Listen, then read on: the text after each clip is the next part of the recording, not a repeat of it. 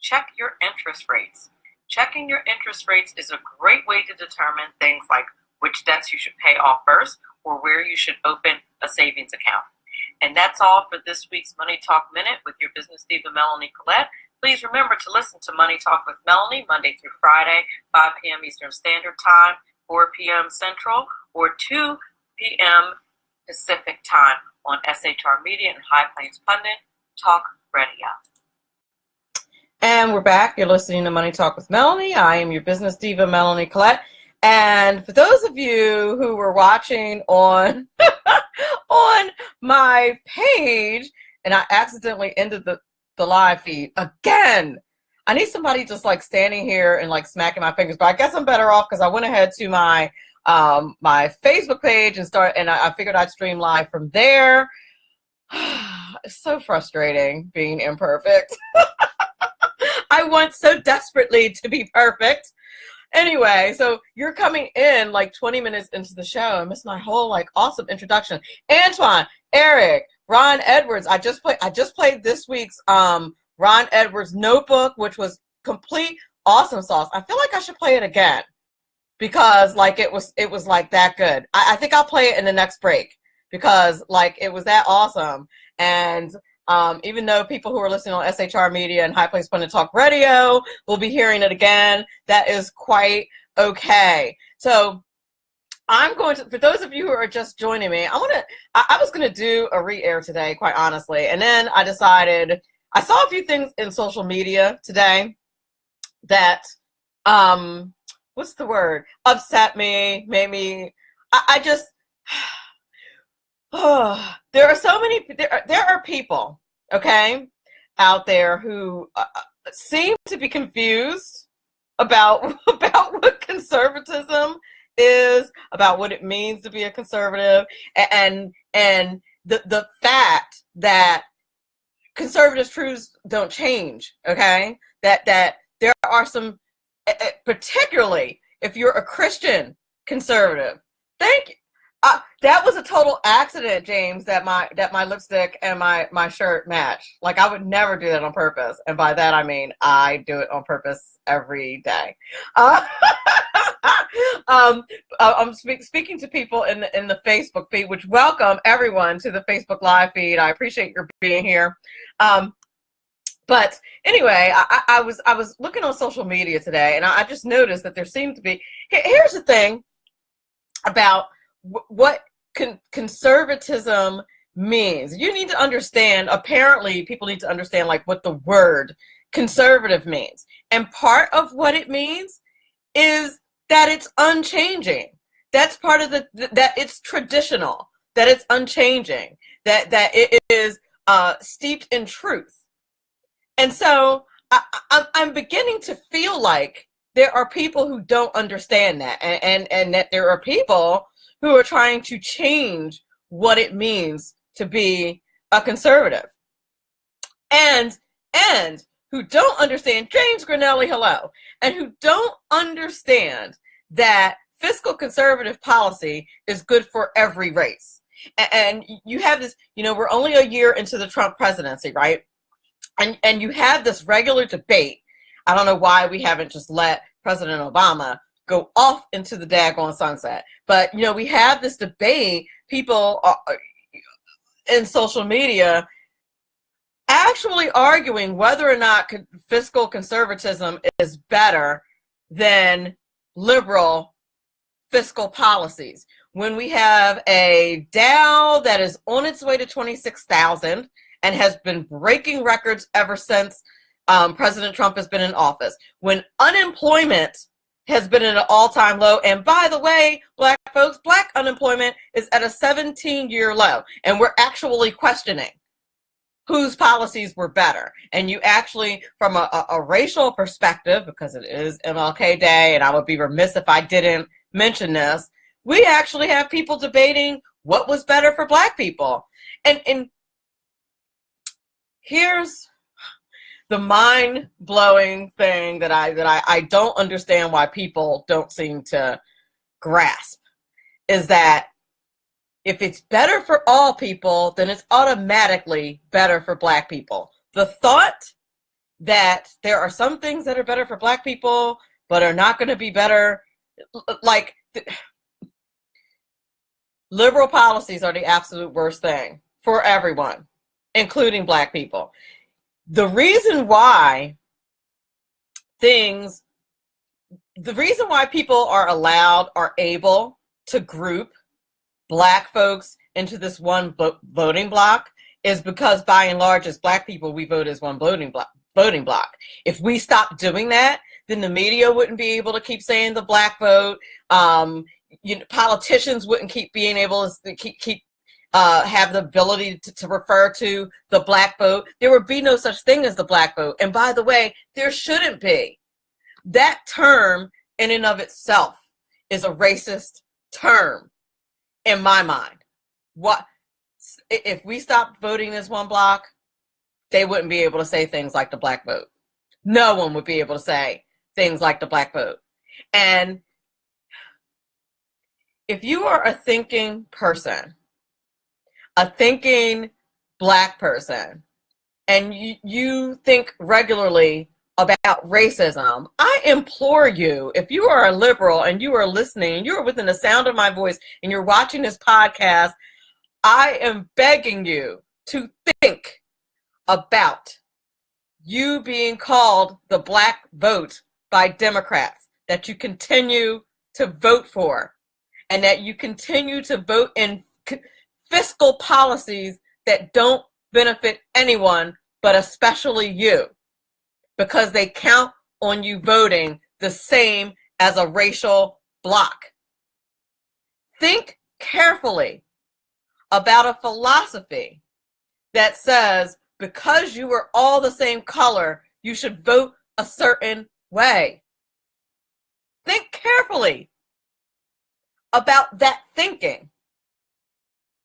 Liberals tell you this every single election, and every single election to the tune of 90 some odd percent, you fall for it. Why do we keep doing this as a people and not calling that racist? It's MLK Day, and I had to speak on it. I don't understand this. Let's talk about liberal fiscal policies versus conservative fiscal policies. Let's not even get into the Christianity aspect, although I'm sure that I will, because I am a Christian conservative and will always be that. And on my other on my original Facebook Live, I had the quote included in the description that the ultimate measure of a man is not where he stands in moments of comfort and convenience, but where he stands in times of challenge and controversy. And the reason why I had that quote there is because conservatives need to understand this, particularly those of you who are new to conservatives, and particularly those of you who are brown and conservatives. You need to understand what you are in for. You need to understand that being a conservative, and particularly a brown conservative, is not going to be comfortable. And if you are not ready for that, then exit stage left. Okay, I think on Facebook is probably right. But you need to exit stage left because you're not up for it. Conservatism, fiscally, Christian-wise, is steeped in a truth that does not change. It doesn't change because based on popularity. In fact, it's patently unpopular. So if you think for one moment that you're going to come into the conservative movement and change the conservative movement, particularly the Christian conservative movement, into something that it is not, you're in for a rude awakening. That is not going to happen because there are some fundamental biblical and constitutional foundations upon which Christian conservatism is built, and it is not changing for anyone. So if you think that you're going to be popular or that you're going to change the Christian conservative movement in order to be more popular, that is not what it's about. And anybody who is a card-carrying Christian conservative understands that that's not what it's about. Anybody who says, well, you know, if you continue to get to be a Christian conservative, you're not going to get votes. It's not about getting votes. Never was. It's about truth. It is about what is true. The Constitution, and more importantly, the Bible. It's about telling the truth. And what really tells the tale about who you are is what you stand for. And what you stand for when the fire comes, when the arrows sling. Who you are. And who you were going to be. And that is very true. Shelley Kennedy in the Facebook chat said most individuals' belief systems have more in common with conservatism, but don't think that because of the amount of misinformation about conservatism. And that is very true. And I will say this, I find it perplexing. So many people that I know that are very conservative that in their beliefs, that are pro-life, that are that are entrepreneurs, that continue to vote Democrat, which is voting completely against your own interests, contrary to what Michelle Obama will tell you. If you are an entrepreneur and if you are a Christian, if you're voting for a liberal, you are voting against your own interests. That's just a fact. Liberal policies support an anti-God agenda. Don't believe me? Look at what Obamacare and the Obama administration tried to do to the nuns who were pro-life, and tried to say that Big Brother government was more important than what God said. That's called an anti-God agenda. That's what that is. And anytime you try to force somebody to betray their religious beliefs, what they know to be true, because of government, that's against your own interest. Anytime you are against religious liberty, that is against your own interest as a Christian. And it is stunning to me the number of Christians that are out there that will continue to vote Democrat. I don't care. Let's talk about pro-life. There are a number of people who are pro-life that would never, ever, ever get an abortion. But God forbid they say it. But they won't support policies against abortion. Why? Why? Because it's not comfortable? Because it's ugly? Because it's unpopular?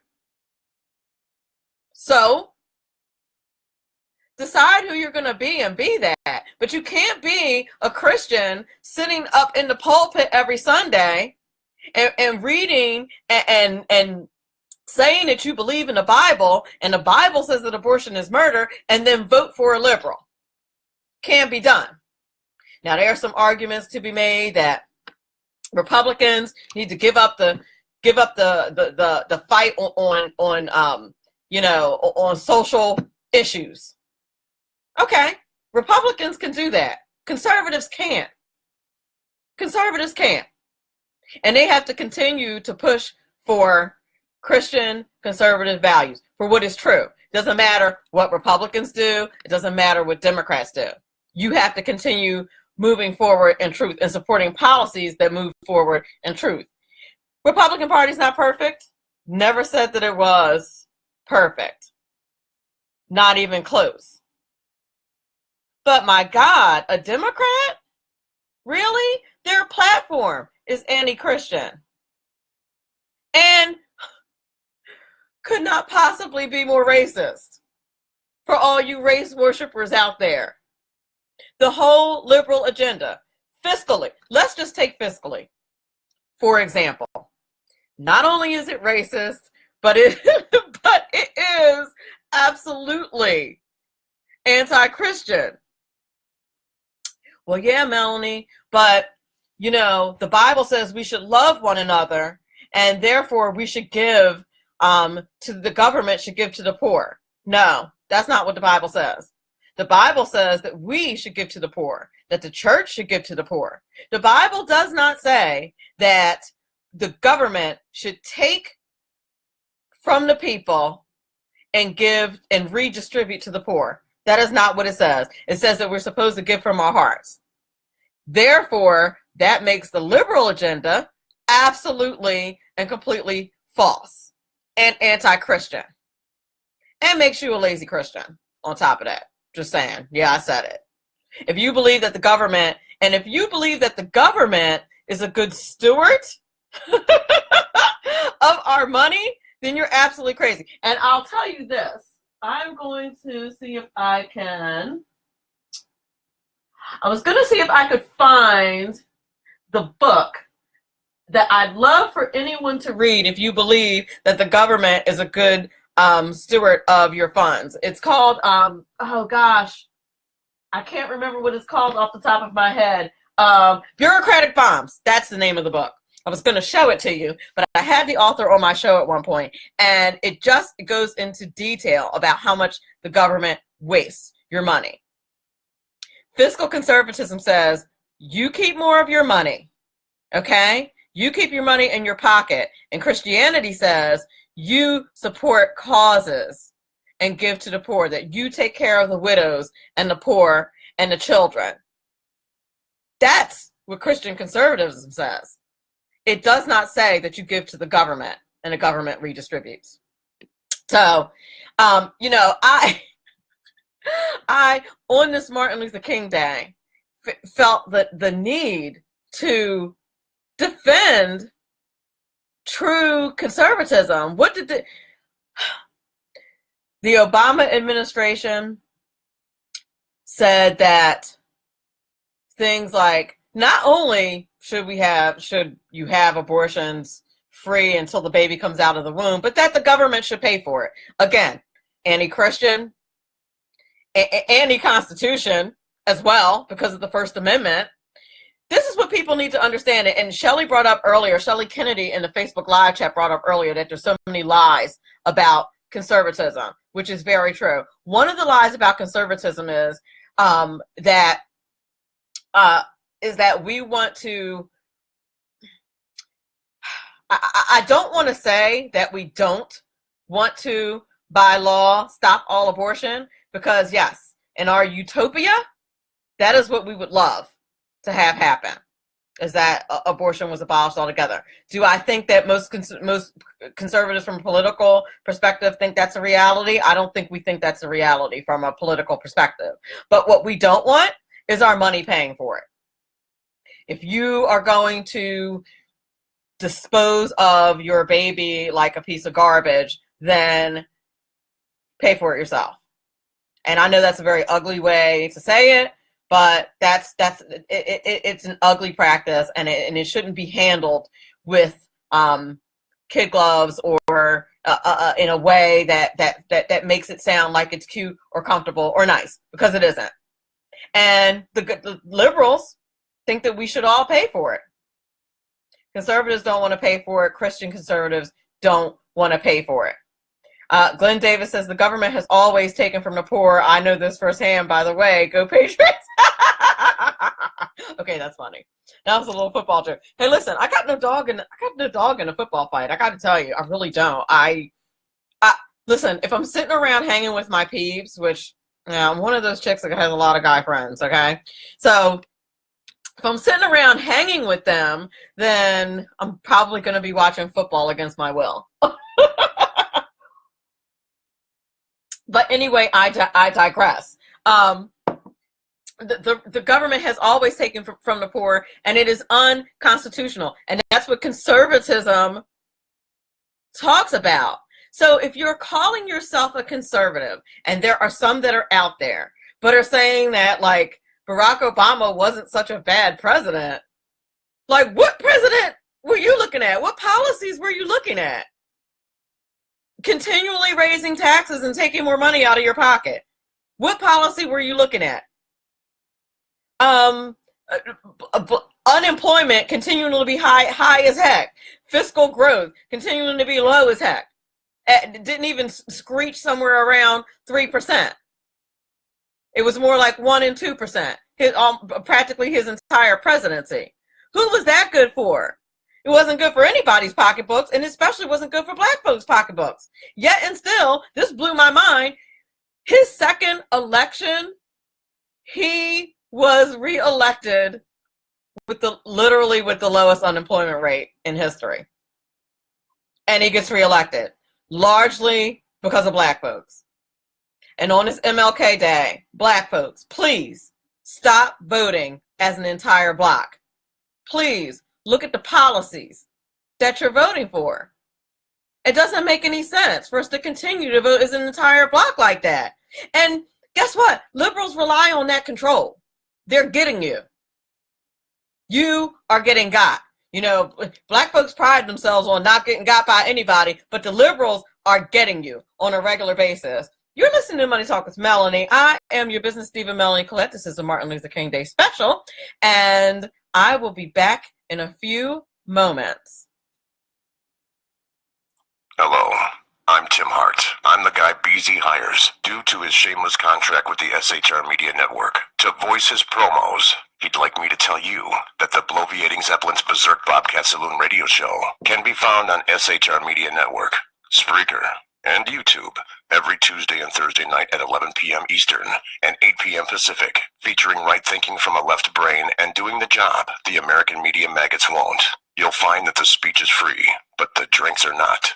There, in the saloon, just when safety pin manufacturers are running out of metal for the diapers of the leftists, BZ is sending his personal drones of freedom into the wheelhouses and ossicles of lovers of sovereignty and liberty nationally and globally. Broadcasting behind enemy lines in occupied California, BZ swears that no rights were harmed in the making of this promo. Power brokers use corrupt politicians, deceptive Islam, and lies from establishment media to turn the once shining city on a hill into the city of the blind. What do the elites fear? One man with a cane. I'm Dave Milner. Join me at SHR Media, High Plains Talk Radio, Spreaker, iTunes, and YouTube for a different kind of commentary on the unpleasant blind guy. Because truth is not always pleasant. Who likes paying taxes? Nobody. That's why Eva Rosenberg from TaxMama.com wants you to pay less of them.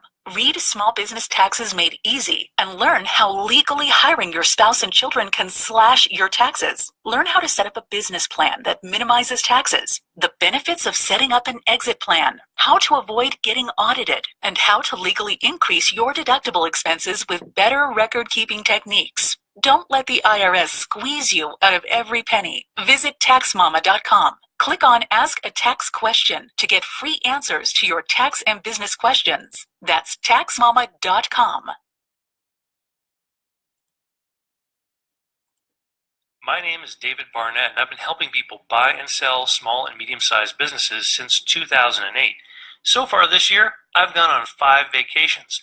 It's because I've got my own business. When you get tired of being managed by someone else and you decide that business ownership is right for you without the risk of starting your own unproven enterprise, then come over to businessbuyeradvantage.com. There are over 100 YouTube videos on buying and selling businesses that you can watch for free. That's businessbuyeradvantage.com.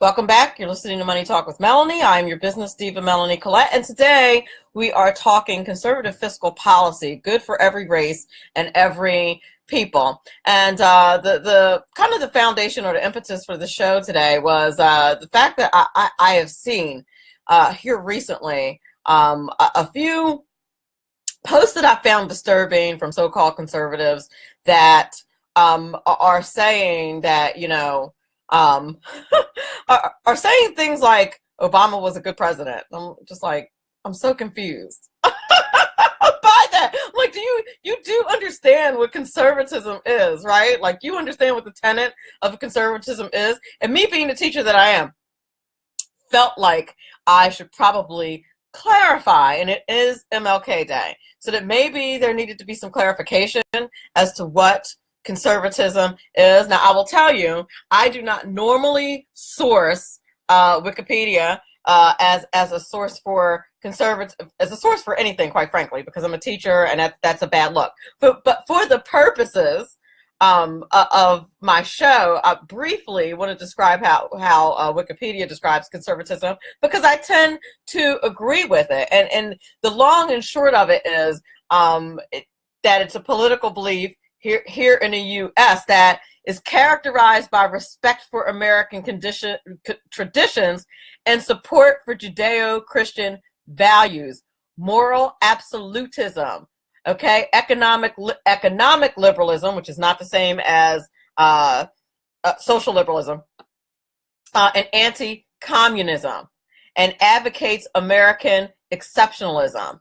If you don't agree with any of those things, you're not a conservative. You're not.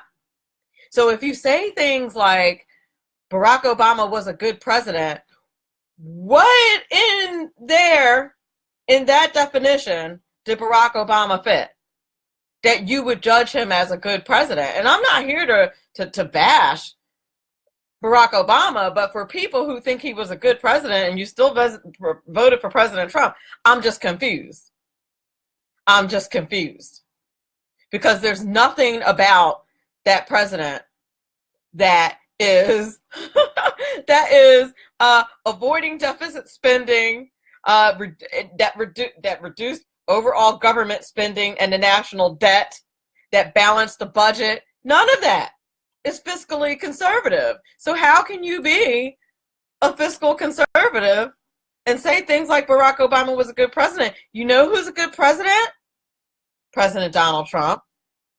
Now, I'll be the first one to say that I am no fan of his mouth. You know, if my mom was his mom, he'd probably get his mouth washed out several times. But I'll tell you what, his policies, if you are a fiscal conservative, if you're a Christian conservative, his policies fit that definition, okay, of what fiscal conservatism is.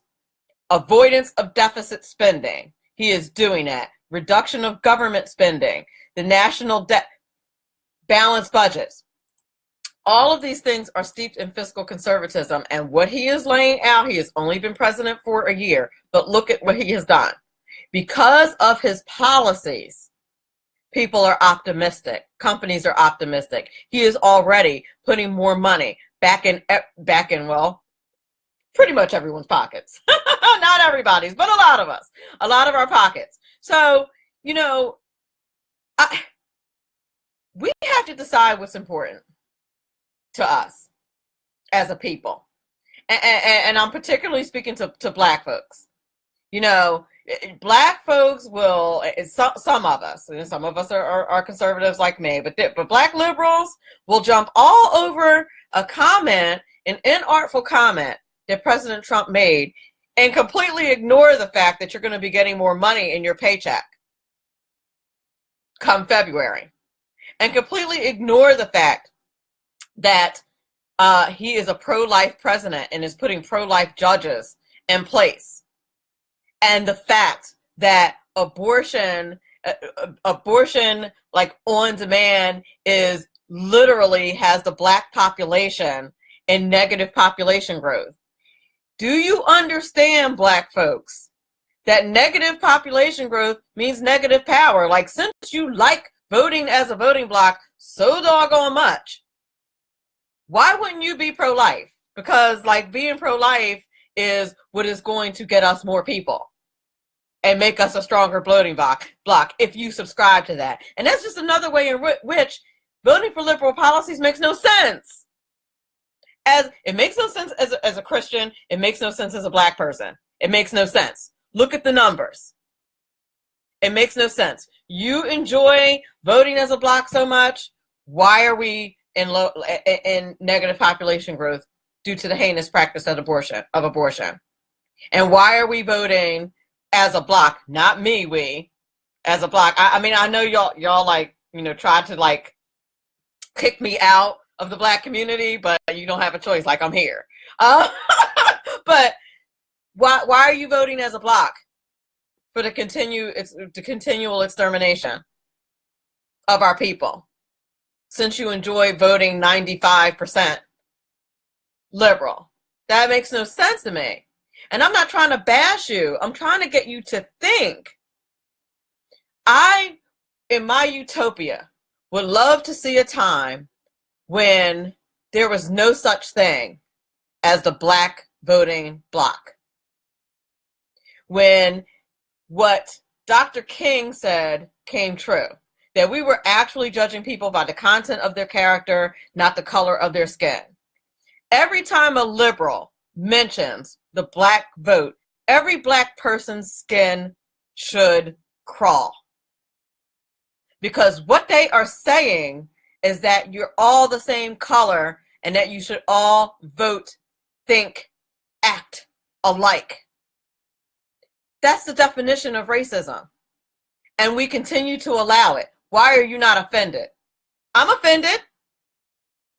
And instead of being okay with me being offended, other black folks will throw shade on black folks that decide that they're going to leave the voting block and not vote the same way that other black people are voting. Explain that to me. Somebody's going to have to help me with that. Help me with how that is not racist. Help me, because I don't get it. I don't understand it. I don't understand it. I'm trying to understand how that works from a logic perspective, from a thinking perspective. And like I said, I'm just trying to get you to think. Trying to get you to think. You sit up in church reading the Bible, I assume listening to what is being taught.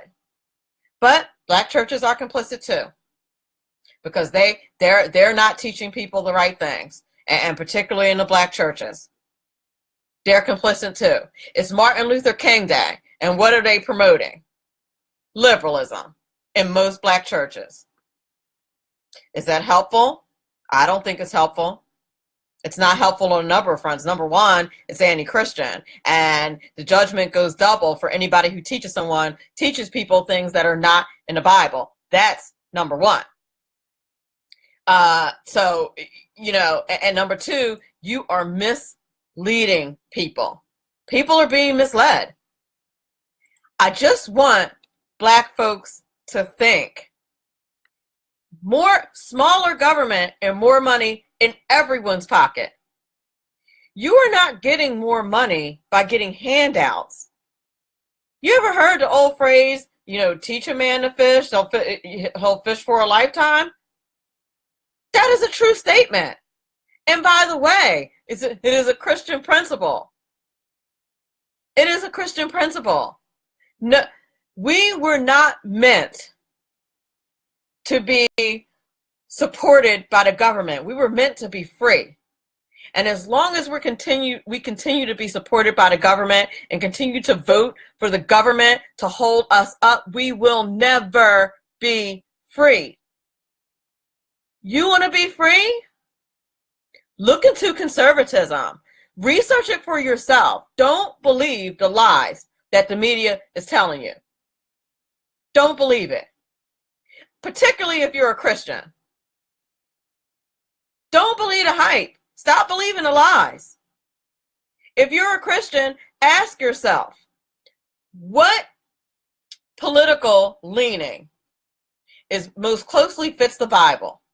And if you're a Christian who hasn't read the Bible, you better start reading. You need to start reading, because there are a lot of Christians that fall into that category as well. You're not reading the Bible, you go to church every Sunday, and you have no idea what the Bible says. But what you do is believe the lies that the media tells you about conservatives, that we hate every race, that we hate, illegal immigrants, and that we hate people who have had abortions. We hate, and that is just not true. It's a complete lie. But you need to get up off your collective duff and do the research. And stop believing the hype and be brave. And be brave. Christianity is not for the faint of heart, neither is conservatism. You need to be brave. You need to have a backbone. You want to speak the truth. And if you don't have a backbone, then continue to vote with the 95% of other people who vote according to color and vote according to, who's popular. A lot of the people who voted for Barack Obama, who voted for him just because he's black, guess what? You're a racist. Minimally, it was a racist thing to do. Because if a white person said that they were not voting for Barack Obama because he's black, or they said that they were going to vote for Mitt Romney because he's white, that person would be a racist. How are you excluded? And this is our problem as a people. On Martin Luther King Day, content of character, not color of skin. Did you vote because of content of character or because of color of skin? If you believe the words of Martin Luther King, ask yourself that question. And if the answer is you voted because of color of the skin, there's some self-examination that needs to be done. And if you criticized someone who voted against Barack Obama because of the content of his character, more appropriately, the content of his policies, rather than the color of his skin, you need to examine yourself and ask yourself, are you being a good steward of Dr. King's words? When you criticize someone who actually had the audacity to vote based on the content of policy and not the color of Barack Obama's skin.